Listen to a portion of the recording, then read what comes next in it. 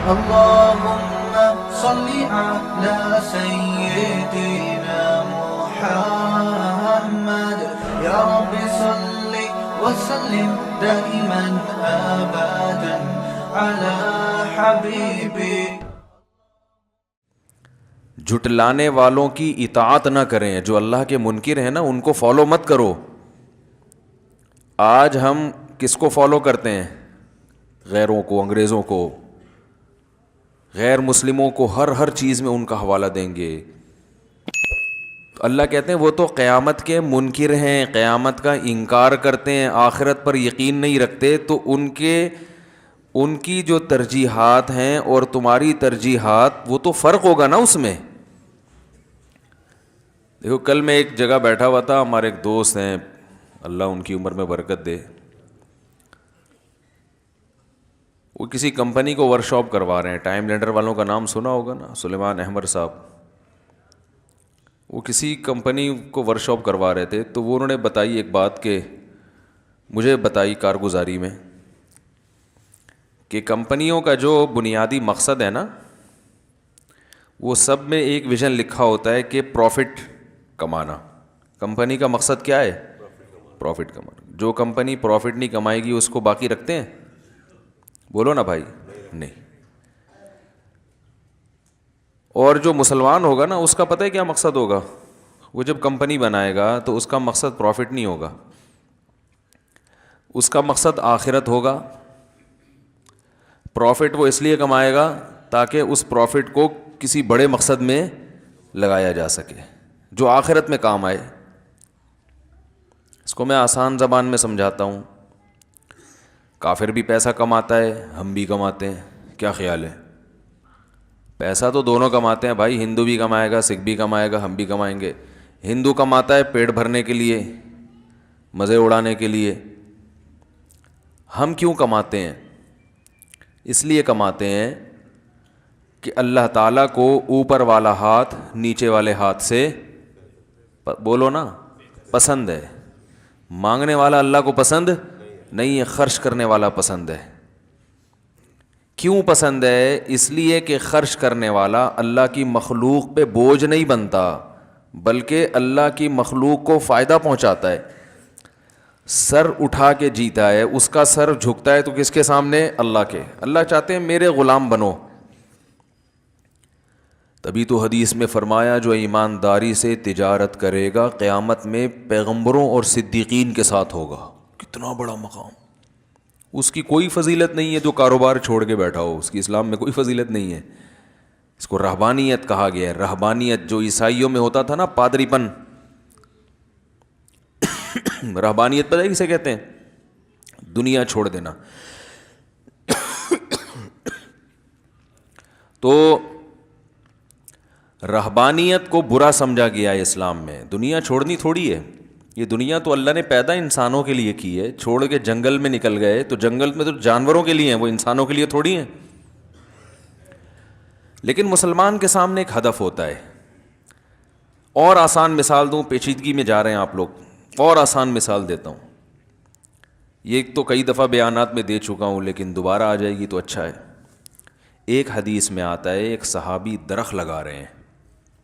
کیا لگا رہے ہیں؟ درخت. آپ صلی اللہ علیہ وسلم نے انہیں فرمایا کہ تم جو درخت لگا رہے ہو تو تمہیں کیا معلوم کہ یہ درخت کی زندگی، یہ درخت، حدیث کا مفہوم ہے کہ یہ پھل جب دے گا تو تمہاری زندگی وفا کرے گی کہ بھی نہیں کرے گی. اتنی پل کی خبر نہیں ہے.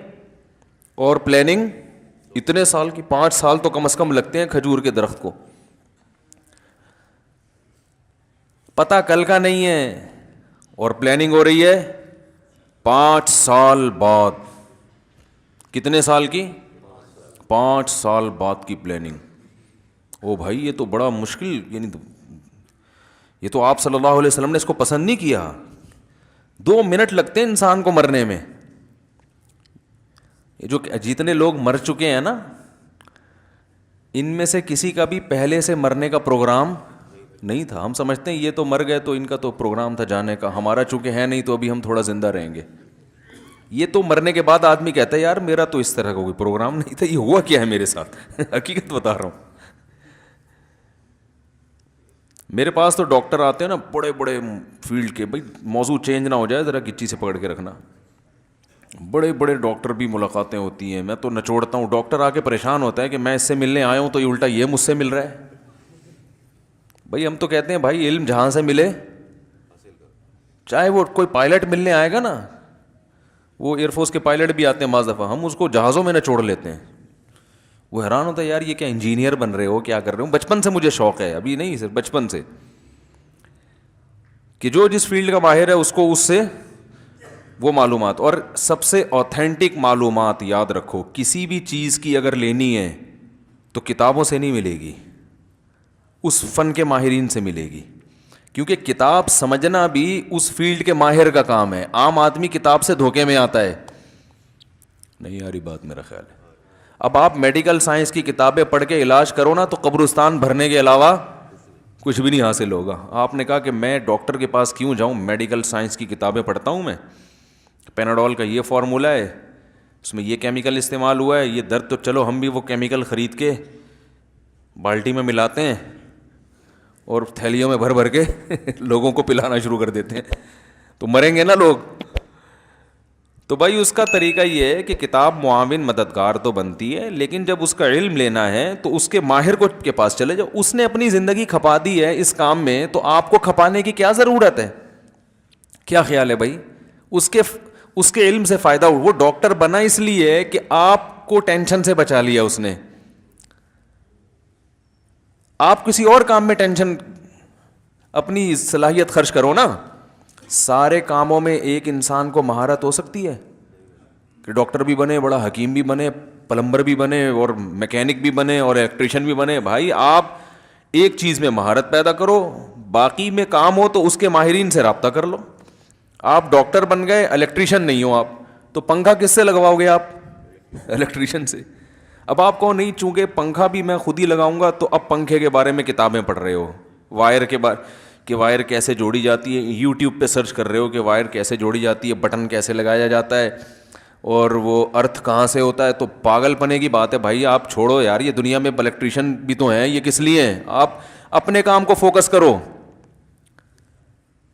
تو یہ ایک اصول ہے، تو میں اس اصول کو مانتا ہوں. تو میں کہتا ہوں میں میڈیکل سائنس کی کتابیں پڑھ کے معلومات لوں، اس میں ٹھوکریں کھاؤں گا، 20 سال تک لوگوں کو غلط گائیڈ کروں گا. بہتر نہیں ہے کوئی کسی فیلڈ کا ماہر ہے اس سے اس بارے میں معلومات لے لی جائے، لیکن کوشش یہ ہو کہ وہ اس فیلڈ کا ماسٹر ہو. تو گردوں کا اسپیشلسٹ آتا ہے تو اس کے گردے درد کرنے لگتے ہیں میرے سوالات سے، بار بار پانی مانگتا ہے کہ اتنا کڈنی کے بارے میں اس سے پوچھتا ہوں. بچپن سے میری عادت ہے یہ. تو کیا کہہ رہا تھا میں؟ درخت تو تھی وہ، یہ ڈاکٹر سے بات، کیا بات ہوئی تھی میری؟ نہیں یار مزہ نہیں آیا ہے. نہیں وہ درخت والی مثال تو میرے ذہن میں ہے، لیکن اس درخت میں ڈاکٹر کہاں سے آ گیا؟ جی خیر، مسلمان تاجر جو ہے وہ تو چلو درخت پہ آتے ہیں، شاید دوبارہ سے وہیں درخت کے ذریعے پہنچے تھے وہاں پر نا، تو درخت پہ دوبارہ آ جاتے ہیں. پلاننگ، وہ درخت کی مثال میں دے رہا تھا، اسی پہ دوبارہ آتے ہیں تو دوبارہ اصل بات ذہن میں آ گئی. ٹھیک ہے، نہیں تو وہ اصل تو وہی تھی نا. تو جو لوگ مجھے کہتے ہیں آپ کا حافظے کو کیا ہو گیا، تو میں کہتا ہوں یہ اتنے سارے لوگوں کے حافظے کو کیا ہو گیا، ان کو بھی تو نہیں آ رہا. ہمیں اگر نہیں یاد آ رہا تو آپ کو کون سا یاد آ رہا ہے؟ تو میرا تو، میں اگر بھول جاؤں تو سمجھ میں آتا ہے، کیونکہ میں تو ایک موضوع کو لے کے چل رہا ہوں نا، اس کو اصل فوکس کر رہا ہوں. دائیں بائیں تو گریبیاں ہیں. تو نبی صلی اللہ علیہ وسلم نے ایک صحابی کو دیکھا، وہ درخت لگا رہے ہیں. ہاں اب دیکھو یاد آ گئی نا، درخت پہ پہنچے تو پہنچ گئے اوپر. میں یہ بتا رہا تھا بڑے بڑے ڈاکٹروں سے میں مختلف معلومات لیتا ہوں، یہ بیماری کی کیا وجہ ہے، یہ کیوں ہو جائے. تو ایک چیز کامن سب بتاتے ہیں کہ بھائی یہ جتنی بھی سائنسی تحقیقات ہوئی ہیں، میڈیکل سائنس نے ترقی کی ہے، پوری طرح انسان کی باڈی کو ابھی تک کوئی سمجھ نہیں سکا ہے. اکثر بیماریاں ایسی ہوتی ہیں جن کی کوئی ریزن نہیں ہوتی اور انسان اس میں ہلاک ہو جاتا ہے. کینسر جو ہے نا، موت کینسر کا اب تک علاج دریافت نہیں ہوا ہے. موت ہے کینسر میں. ہاں یا تو کاٹ کے وہ جگہ ہی پھینک دو تو ایک الگ بات ہے, لیکن بعض دفعہ ایسی جگہ ہوتی ہے وہ کاٹ ہی نہیں سکتے نا بھائی. چلو انگلی پہ ہو گیا تو یہ تو کاٹ دیا آپ نے, پیٹ میں ہو گیا تو وہاں تک کہاں تک کاٹیں گے. تو کہتے ہیں کہ کوئی وجہ معلوم نہیں ہوتی, بالکل فٹ فاٹ. ہمارے ابھی ایک دوست ہیں 35 سال 35 ایئرز اولڈ, جوان خوبصورت ماشاء اللہ, جاب بھی اچھی, کوئی ٹینشن بھی نہیں ہے اور صحت بھی اچھی ہے, کوئی موٹاپا بھی نہیں ہے. بلڈ کینسر ہو گیا. ملنے آئے, میں نے کہا بھائی آپ کو کیا کیا؟ بھائی کیمو تھراپی چل رہی ہے. یہ تھراپی ہے, تھراپی ہے, تھریپی ہے, پتہ نہیں کیا ہے, مختلف لوگ مختلف لفظ بتاتے رہتے ہیں. اب یہ بھی کسی انگلش کے بہت ماہر سے ایک دفعہ فون کر کے پوچھنا پڑے گا, یار ایک دفعہ بتا دو تھراپی ہے, تھریپی ہے, تھراپی ہے. تھریپی ہے میرا خیال ہے, کیمو تھریپی. تو کیمو تھریپی کروائی انہوں نے, بالکل ہی ہڈیوں کا ڈھانچہ بن گئے. میں نے کہا کیا ہوا؟ Blood cancer. وجہ کہہ رہے ہیں ڈاکٹر خود حیران ہے کہ وجہ سمجھ میں نہیں آ رہی. کل پرسوں میری حضرت مولانا طارق جمیل صاحب, اللہ ان کی عمر میں برکت دے, ان کو صحت دے, ان سے ملاقات تھی. تو مجھے لگا بہت کمزور ہو گئے ہیں, ہارٹ کا مسئلہ ہے نا ان کا, دوائیں کھا رہے ہیں. تو میں نے کہا آپ تو ایکسرسائز بھی کرتے ہیں, کھاتے بھی نہیں ہیں. ان کی خوراک ایسی ہے کہ آدمی جو ہے نا وہ حیران ہوتا ہے کہ یہ چل کیسے رہے ہیں. بہت تھوڑا کھانا اچھا ہے نا صحت کے لیے, ایکسرسائز بھی پابندی سے, کھاتے بھی تھوڑا ہیں, رات کو سوتے بھی جلدی ہیں, صبح اٹھتے بھی جلدی, پوری بڑی تمیز سے زندگی گزر رہی ہے. کتنے اٹیک, میرا خیال ہے 2 یا 3 اٹیک ہو چکے ہیں. تو مجھے انہوں نے بتایا کہ مجھے جو ہارٹ اسپیشلسٹ ڈاکٹر نے بتایا کہ آپ کا دل جو ہے ماشاءاللہ اس کی رگیں ایسی جوان ہیں جیسے 20 سال کا لڑکا ہوتا ہے, اتنا صحت مند دل ہے. لیکن پھر بھی وہ خود حیران ہے کہ اٹیک ہو کیوں رہا ہے. تو یہ اللہ کی قدرت ہے. ہمارے ایک دوست تھے جامعۃ الرشید میں, اللہ نے ان کو بڑا نوازا تھا ماشاءاللہ, بڑے خوبصورت بھی تھے, مالدار بھی تھے, جوان بھی تھے, علم بھی ماشاءاللہ بہت تھا ان کے پاس. اس زمانے میں کراچی کے حالات بہت خراب تھے, ٹارگٹ کلنگ بہت نا, علماء کا بھی قتل ہو رہا تھا, شہادتیں ہو رہی تھیں. تو انہیں جامعۃ الرشید نے گاڑی دے دی گارڈ کے ساتھ. تو انہوں نے کہا کہ بھائی گارڈ کے ساتھ باقاعدہ گاڑی دیں گے تو میں تو اور نمایاں ہو جاؤں گا. تو مجھے چھوٹی موٹی سی سیدھی سادھی گاڑی جس میں پتہ ہی نہ چلے کہ کون جا رہا ہے, تو ہائی روف دے دی. وہ جو صابن دانی نہیں ہوتی, ہائی روف صابن دانی سیدھی سادھی, اس میں کیا پتہ چلے گا کوئی بڑا عالم ہے کہ. اللہ کی قدرت کے وہ ایکسیڈنٹ ہوا, اس کے سامنے جو ہے نا ایک وہ پجارو آ کے ٹکرائی ہے. اب ظاہر ہے پجارو کے سامنے ہائی روف کی کوئی اوقات ہے, آن دا اسپاٹ ان کی ڈیتھ ہو گئی. ہم نے کہا دیکھو جس چیز کو ہم نجات کا ذریعہ سمجھ کے کہ اس میں یہ نمایاں نہیں ہوں گے, لوگوں کو پتہ نہیں چلے گا تو بچے رہیں گے. کیونکہ اس زمانے میں جامعہ فاروقیہ میں بھی شہادت ہوئی تھی, پتہ ہوگا آپ کو, پوری گاڑی اڑا دی تھی کسی نے. تو جتنے بڑے بڑے مدارس تھے نا وہ احتیاط کر رہے تھے. تو جو احتیاط کا ذریعہ ہوتا ہے نا وہی موت کا سبب بن جاتا ہے. اچھا بھلا آدمی ہوتا ہے, فٹ فاٹ ہوتا ہے, ڈاکٹر صاحب کے پاس چلا جاتا ہے کہ مجھے کوئی بیماری نہیں ہے, احتیاطاً ٹیکہ لگا دو. ٹھیک ہے نا, ایسا بھی ہوتا ہے نا کہ تاکہ مزید نہ ہو, وہی ٹیکہ اس کی موت کا ذریعہ بن جاتا ہے. ری ایکشن کا کیا مطلب ہے؟ یہ دوا ری ایکٹ کر گئی ہے. وہ ری ایکٹ کا مطلب یہی ہوتا ہے کہ اللہ کہتا ہے یہ جب میں چاہوں گا تو ایکٹ ہوگا, ورنہ تیری موت تجھے کھینچ کے ڈاکٹر کے پاس لے کر آئے گی. اس میں ڈاکٹر کا بھی قصور نہیں ہوتا, بس اللہ نے لکھ دیا کہ مرے گا بھائی تو کسی بھی طرح سے مار دوں گا میں جب ٹائم آئے گا. تو ہمیں پھر بھی احتیاط کرنی چاہیے, صحت کی حفاظت کرنا یہ فرض ہے, ضروری ہے. علماء نے تو یہاں تک لکھا ہے کہ جب آپ کا پیٹ بھر گیا اور آپ کو پتہ ہے کہ اب یہ مزید لقمہ کوئی فائدہ نہیں پہنچائے گا, اس سے بدہضمی کے سوا کچھ بھی حاصل نہیں ہوگا, تو بعض علماء نے یہ لکھا ہے کہ یہ لقمہ حرام ہے کھانا, کیونکہ یہ خودکشی کے زمرے میں آ رہا ہے. کیوں کھا رہے ہو؟ کھا تو لیا, پھر بھی کھا رہے ہو. تو 1 منٹ کا انسان کا پتہ نہیں ہے, اور صحابی رسول درخت لگا رہے ہیں. تو اس لیے نبی نے کیا فرمایا کہ تمہیں زندگی کا کیا پتہ ہے کہ یہ جب تک پھل دے گا تو درخت وفا کرے گا کہ نہیں کرے گا؟ زندگی وفا کرے گی نہیں. تو اس حدیث سے کیا پتہ چلتا ہے؟ درخت لگانے سے منع کیا جا رہا ہے نا. کیا ہو گیا بھائی؟ بولو نا. ہاں, اس سے تو یہ پتہ چل رہا ہے نا کہ اسلام میں درخت لگانا اچھا کام نہیں ہے. کیا 5 سال ابے چھوڑو, جو صبح کی روٹی ہے تو شام کو اللہ کھلا دے گا, شام کو ہے تو صبح بھی کھلا دے گا جس نے شام کو چھوڑو. اتنی لمبی سوچنے کی ضرورت نہیں ہے, ڈپریشن میں ٹینشن میں جاؤ گے کچھ بھی حاصل نہیں ہوگا. لیکن کم علم خطرہ ایمان, جیسے ہوتا ہے نا نیم حکیم خطرہ جان, تو نیم مفتی خطرہ ایمان. جو لوگ آدھی حدیثیں پڑھ کے فتوے دیتے ہیں نا, وہ اسی طرح امت کو گمراہ کرتے ہیں. قرآن و حدیث کا علم مکمل ہونا چاہیے. تو جن لوگوں نے اس قسم کی حدیثیں پڑھی ہوئی ہیں وہ دنیا سے دور, کہ کیا درخت لگانا, کیا یہ کر رہے ہیں, پیسے انویسٹ کیے ہوئے ہیں, وہاں کاروبار کر رہا ہے, ادھر طارق روڈ پہ 6 دکانیں اور تھی, 4 اور خرید رہا ہے, کیا یہ دنیا. اللہ کے نبی نے تو درخت لگانے میں کہا کہ لمبی امیدیں, اور یہ دکانیں خریدنے, اور جناب ماشاء اللہ ان کے لائف اسٹائل دیکھو. تو یہ وہ لوگ ہوں گے جو آدھی حدیث پڑھتے ہیں اور آدھی حدیثیں نہیں پڑھی. تو دوسری حدیث میں آتا ہے کہ آپ صلی اللہ علیہ وسلم نے ارشاد فرمایا, یہ صحیح حدیث صحیح مسلم کی, کہ جس نے درخت لگایا جب تک چرند پرند بھی اس درخت سے کھاتے رہیں گے, اس کو قبر میں ثواب ملتا رہے گا. کیا انداز ہے تبلیغ کا, دیکھو یار, مسلمان کا قبلہ ہی چینج کر دیا. بھائی درخت ہم بھی لگائیں گے, کافر بھی لگائے گا. کافر کا ویژن درخت لگانے سے کچھ اور ہے, ہمارا کچھ اور. کافر اس دنیا پہ یقین کرتا ہے, وہ آخرت پہ یقین نہیں کرتا. وہ کہتا ہے درخت لگاؤں گا پھل دے گا, پھر جب درخت جب تک بڑا نہیں ہو جائے اس کو یہ ڈر ہے کوئی مار کے نہ چلا جائے, مر نہ جاؤں, ٹرک کے نیچے نہ آ جاؤں, کوئی بیماری تو نہیں ہو گئی, یہ تو نہیں, ڈپریشن میں جائے گا نا.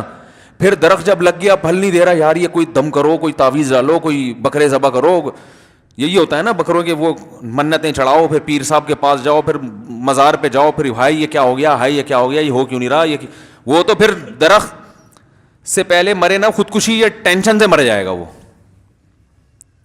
مسلمان کیا کہتا ہے, بھائی درخت لگانا ہے, پھل دے گا, خود بھی کھائیں گے, بچوں کو بھی کھلائیں گے, کاروبار بھی کریں گے.